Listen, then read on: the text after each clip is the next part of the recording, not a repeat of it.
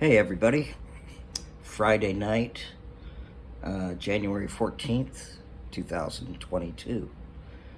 It's around 10 p.m.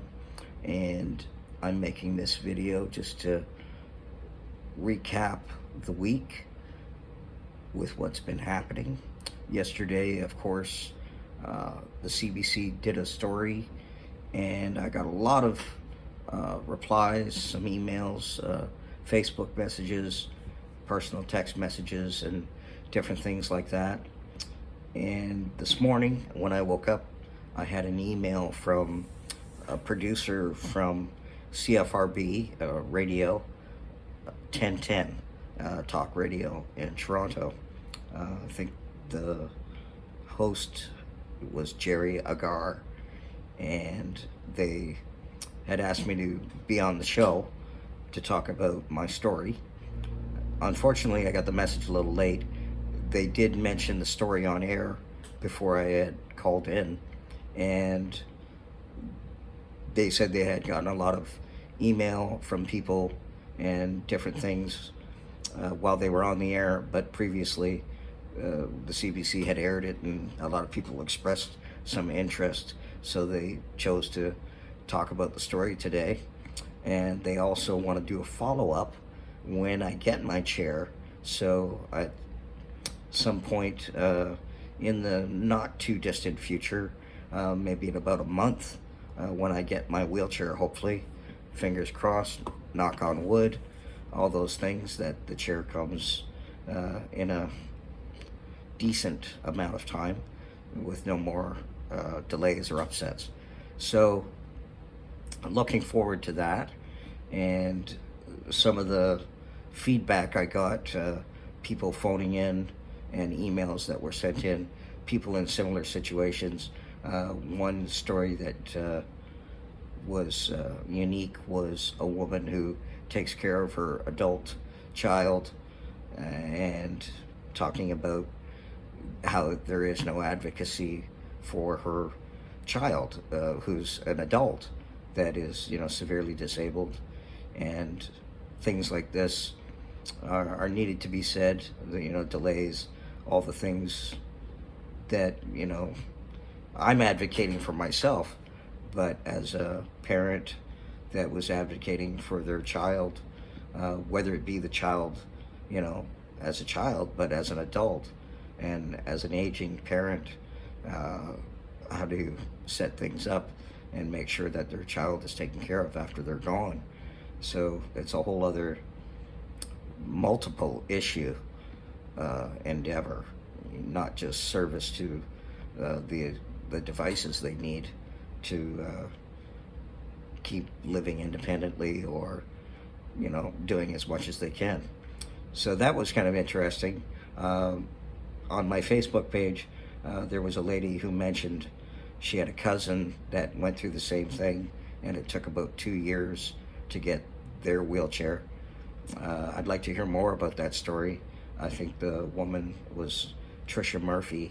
And then today, a gentleman posted on my Facebook that he has an artificial limb, and it cost about $10,000 to replace it.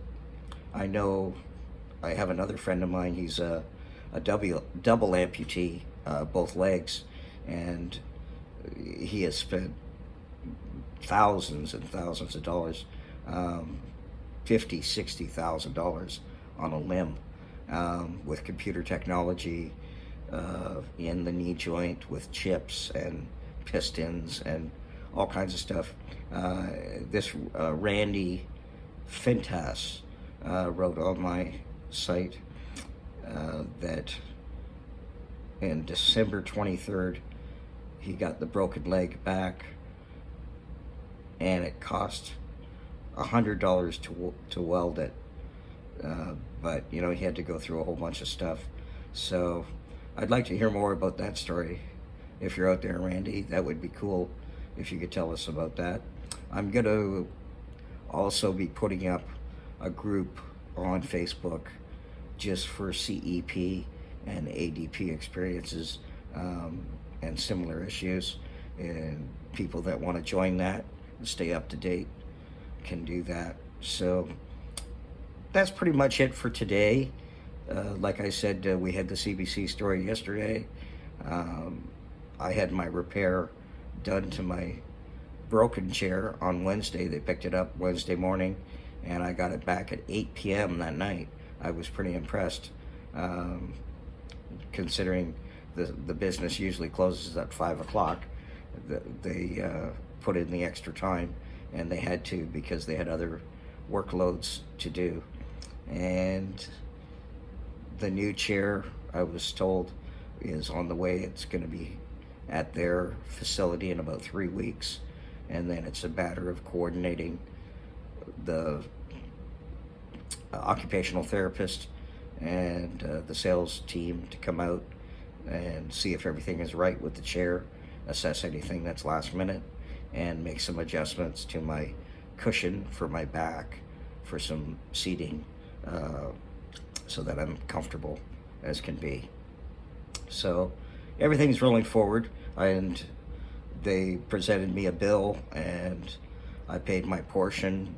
A lot of it was already taken care of through my fundraising, and thanks to the MPS Society in British Columbia, they had forwarded a lot of money over to Motion Specialties to take care of some of the funding for me. So a big thank you to them, a big thank you to the CBC, a thank you to all the people that have been following my story and spreading the word.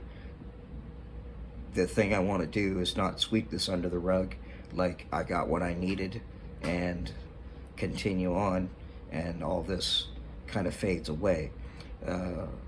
The important thing to remember is that there's other people going through this for whatever reason, and I think there could be a better way and some change that could make things better for everybody.